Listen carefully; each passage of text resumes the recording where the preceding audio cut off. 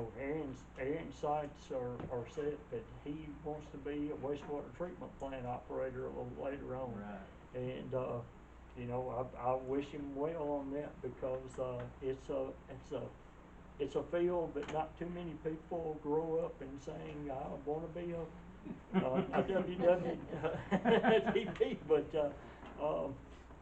but those folks, very demanding of the high bucks right now, and it's going to be a great career to get into. And I really think that you'll see more colleges and universities start to train people and give degrees in more of that, and of course, obviously, the biosciences to go with it. But we've hit a pretty tough point here, and as of last Thursday, 2 weeks ago, we applied for our final permit, our aquatics permit for our plant. And on December 31st, all of our plans were sent to TDEC and EPA, and Keisha's getting all the latest round of information together for a revolving loan fund. I'm hoping that we're going to be able to bid that plant very shortly.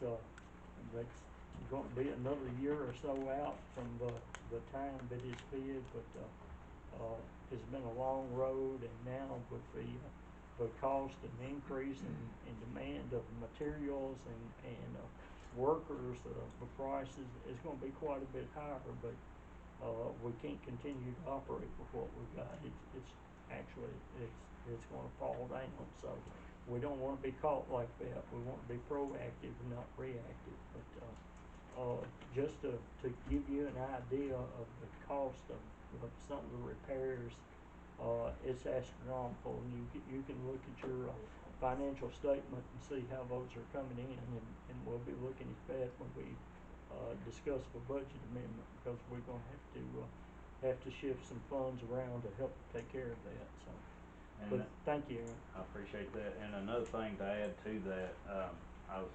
glad Jerry brought those in. The 2 dates that he was talking about, that the overflow in December and the one in January where we only got 1.25 inches, both of those days we were at Ridgecrest at this pumping station that I'm wanting to redo. We were at Ridgecrest for over 4 hours at night in the rain working on it. So just kind of to touch on that, I feel like a lot of our issues might be stemming from that. I did buy some dye. I'm going to try to start dye testing out there to see if I can find some leaks or some inflow, that some illegal hookups, like rainwater drains and things. If I can't find them with the dye, I'll be coming to y'all asking for some money to do some smoke testing. And I bought the dye because it's a couple $100, but smoke testing is going to be pretty high because they charge per foot, and we're not equipped to do it because we're not able to go down in the manholes, because our manholes are too deep over in that area. We're not certified to get in those, so we're not able to smoke test them ourselves. But if I can't find some inflow with the dyes, I'm gonna have to smoke test it. It'll be the best way to find it. And I'm pretty sure, I was driving the garbage truck today, and as I was driving it, I was looking at the gutters on the houses, and a lot of them run into the ground instead of just running out on the ground. And I'm not saying that they are illegally hooked up into the sewer system, but I mean, they could just be running out somewhere else. But I'm pretty sure there's going to be something, because when we have, just like he said, 1/4 inch of rain, it'll fill those holes up over there. I mean, just within an hour or two. But thank you. Thank you. Two agenda items. Pumps and CDL.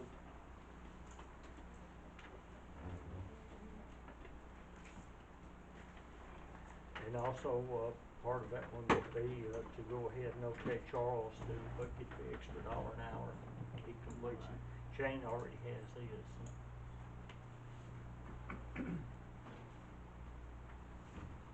Keisha Lures, that'd be the last one for the departments. Okay, Keisha?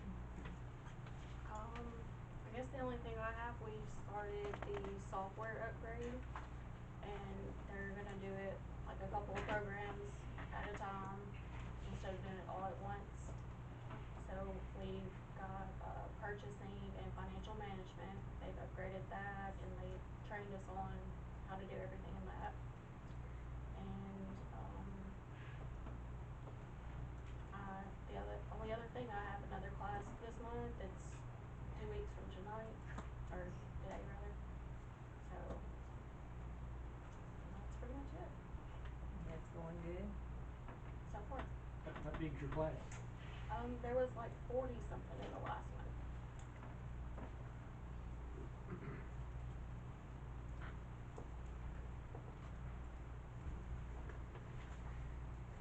Okay, you want to hit on that earmark? Yeah, I had John do a little look at it. He said, I'm gonna plan to read every word anyway, but, I kind of put a little heading on. Oh, I thought you was doing earmark. Let me get to another page. I can't wait till I get earmark. That's been bugging me for 3 years, so. Page 1, Article 3, Section 4. Hang on a second, let me get there.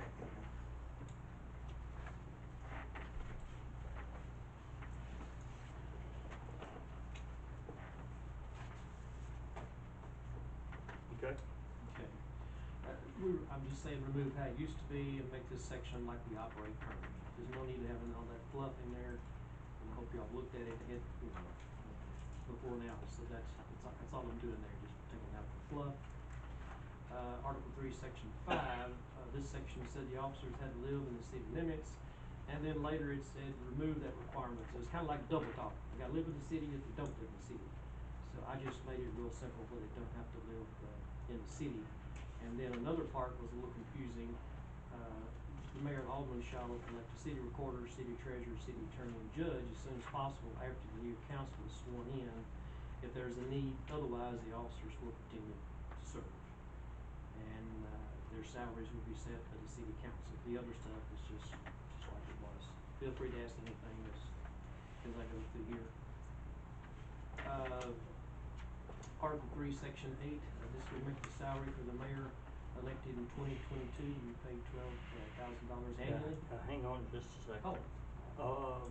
Section 8 was revised in 2014 to make it where the council could set it. So you don't have to take this part to the legislature anymore. It actually states it in there that it is set by the budget process. Well, that's what I'm taking that out. I think that's too emotional to do it just after election and try to do the budget process. I think we tried to do it last time just before the election. I prefer just to go ahead and set it like it is and let that be what it is. I think you're sending a bad signal to your legislature. You ask them to do one thing and then 4 years later you ask them to do something else. We couldn't manage it the way it was, I don't think. Sure you could. If you'd just come up with this number last year, I'd never vetoed it. No, you didn't. It was 21.5, I think, or 21.3. It was misinterpreted, and I tried to explain I that. can tell you that if you put this number in your budget, then I wouldn't have vetoed it. But that was not the number in your budget. But this is what I'm proposing, whether it's a bad message or not. I think it ought to be in the charter, and then it's set. And then 5 years from now, if you wanna change it or whatever, a mayor deserves that much money, without a doubt. It's a lot of responsibility, and I think that's what a mayor should get. So, bad message or good message, I don't know. But I'm taking it out of the budget process and putting it back in the charter. Article 3, Section 10, I got a question about that. So, Mr. Mayor, you're saying that it doesn't, that is typically not in a charter? Let me Setting see. setting the, it was in the charter when we took it. See, used to, in order for a council member or the mayor to get a raise, you had to go to the legislature and ask for it. And now, it was changed so that is with the elections of 2014 and the council members of 2016, that it becomes a issue that is handled in the budgetary process. okay, gotcha. So what you're saying here, we wouldn't have to have this, what you're Right, saying. that one, this one You're is saying you really want- just you keeping want I'm it saying, the I wanted it game. there because we tried to do it last time, it was too emotional an issue, I think, when. No, you tried it last time because it was $21,500 Jerry, I'm or not gonna so. get in the pen trying to. No, I'm not gonna get in one either, but that's why it was not emotional. It was a fact that you were trying to get an amount in and you didn't even know what you were doing, Tony. Absolutely, But I knew citizens what I here was could doing. see straight through it. And I could see through it, and Frida saw through it. If she'd have been mayor, she would have asked for that full amount, and I don't blame her for asking for it. It should have been there. Yeah, that wasn't what I You're, asked for. you're used to looking at just numbers, and you don't look at the process that the numbers get to. So, and I'll tell you right now, emotional or not, you asked for it, and I'm vetoing it. You gonna veto this? Yes. Okay, alright, let's move on. This change, this section, Article 3, Section 10, this changes deputy marshal to an officer. We don't have deputy marshals anymore. Let's skip page 3 and page 4. I want Mr. Bradley to comment on those in just a minute, if he will. Page 5, Article 6, Section, Table of Conduct. This is just housekeeping. At one time, the city recorder was a judge. We know that hadn't been in place in a long time, so it just says the city judge will preside over city court. And I talked to Mr. Bradley a little bit on this change here. He knows the way to change Article 6, Section 2, where we don't get into she, he, and all that. He said he can fix that and make it simpler than that. So the next page, Article 6, Section 3, that again is just, back years ago, everybody had the mayor had to be a he. Well, that's not the case anymore. It could be a he or a she. So again, Mr. Bradley says he can fix that in a resolution. Same thing with page 7. Or, on page 6, are you gonna remove that where the city can have the electric department? I thought about that. That's okay with me. Okay, Well, I just we're not gonna asking. have to. And another thing down there, it says that the, bond for the, recorder would be, no less than $5,000. Yeah. That needs to be updated. Keisha, what did we have to do your bond for? I do not remember. Was it 60,000? I can check. It was considerably more. Okay, yeah, we'll insert that. If you'll send that to me, Keisha, before I send it to Mr. Bradley, I'll stick that in. Electric department's okay to leave in? Everybody okay with that? We know we're not gonna have one. Again, page 7, unless y'all picked up on something else, again, it's just a matter of the he, she, they.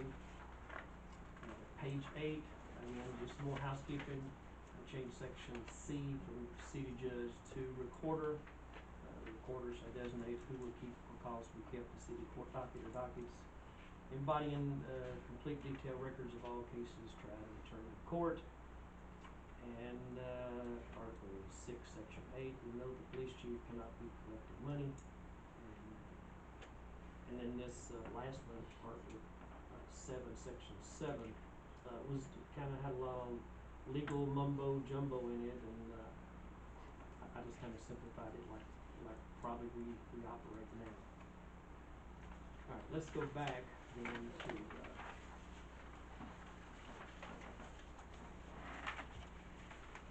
to page 3, and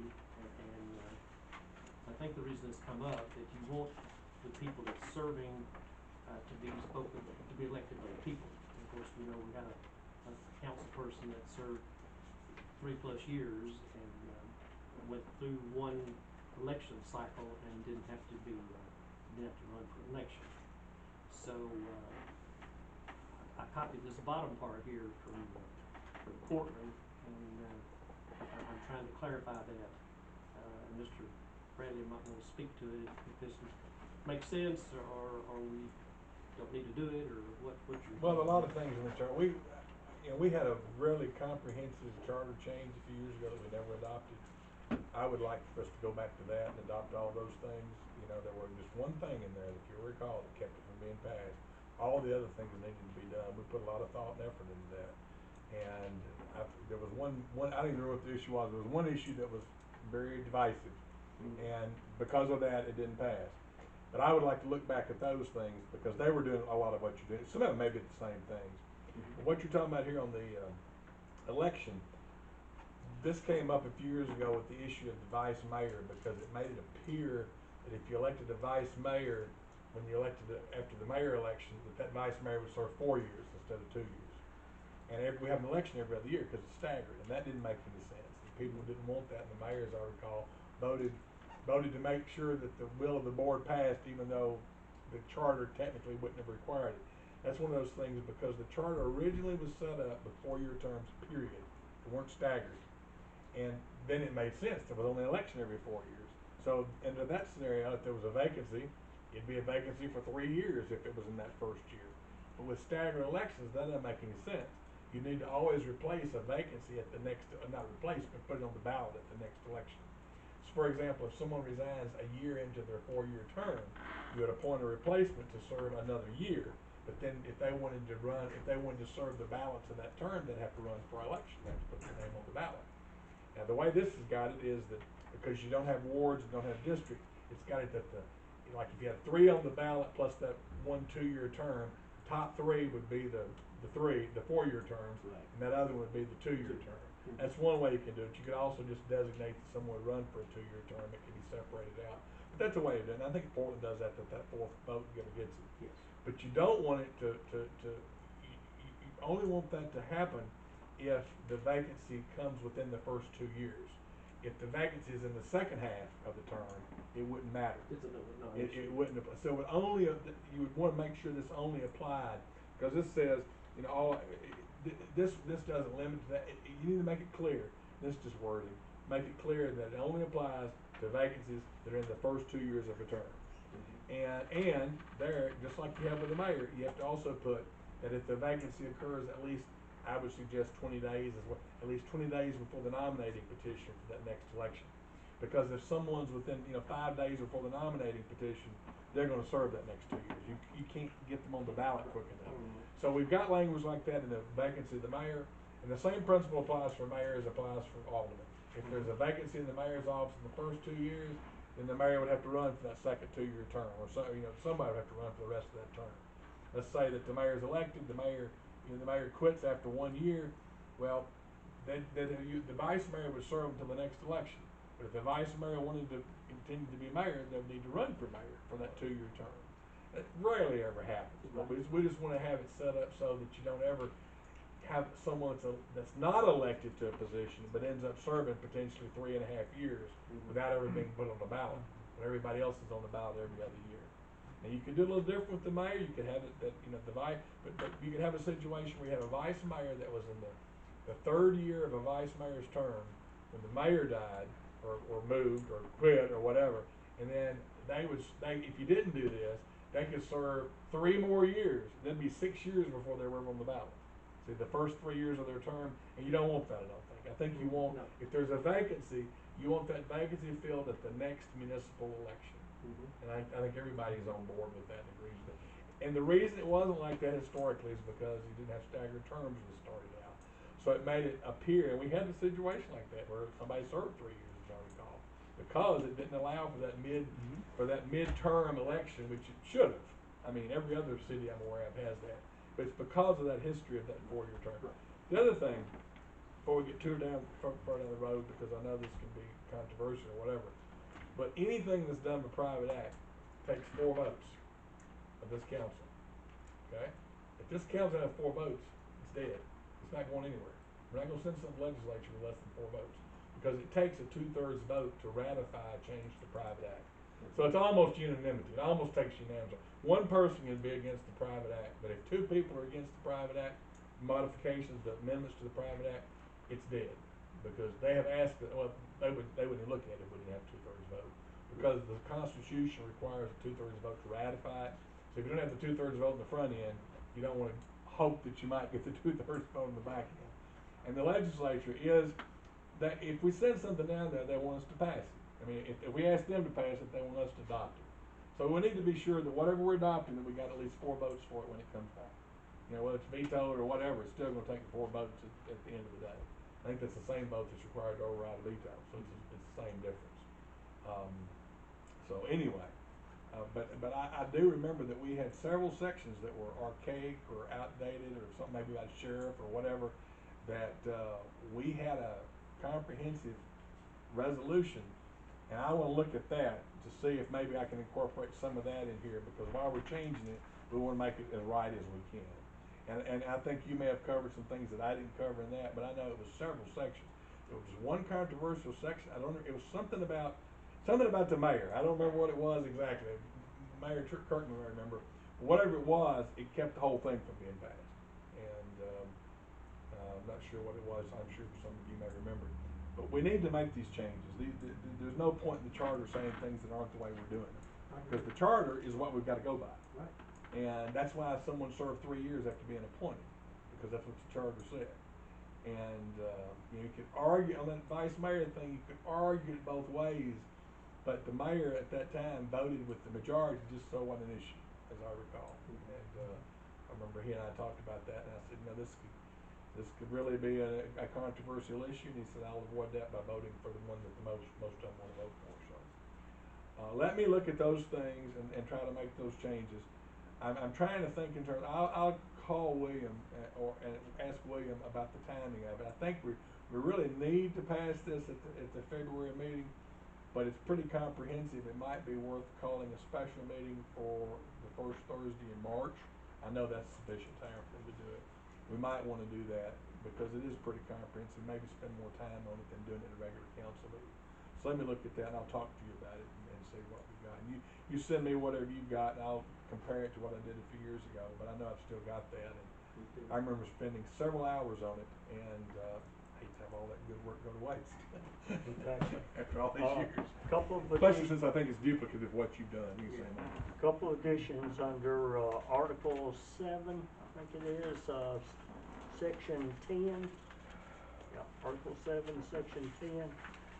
The city, council is authorized to construct, purchase, own, and operate electric power distribution, water plant, natural gas, all those systems, all three. Sewer needs to be added to that, Okay. because we're getting ready to build a sewer treatment plant, and it'd be nice if it's in the charter we're authorized to do Yeah, that. what, is it in this here? Article 7, Section 10. I don't think it's in what It's you. not it's in not what in you there. did, Yeah, it's in the okay. official Okay. document. It's an addition, and also there's a, if I can find where I put it, Add the sewer. there's a section in it that says that the city attorney, shall attend all regular meetings, so that needs to be changed if you're gonna come to the work studies. We're changing it, you know. I'm not coming to 4-hour meetings every month, I can just tell you that, this is unusual. And No offense, it but- could be just put must attend one meeting a month, or, I'll figure Yeah, I something don't know on where that. that's at. That's not, that hasn't been a problem. What I would suggest on, something else following up on what the mayor said, Mr. Bennell, on page 6, you talked a while ago about including the books of the water and electric departments. I'm gonna put water and sewer department there. In line 4 on page 6, we know we're not gonna have an electric department, that's not an issue. Why don't you change electric to sewer there? Water and sewer? Yeah, isn't that better? Yeah. Cause and then we'll make the others say water and sewer also, and we'll comport to what we're doing. I mean, I think water includes sewer, but it's probably good to spell it out, cause we always spell it out when we're talking about it. Any other changes? let's see, that other one's Article 6, Section 12. Okay.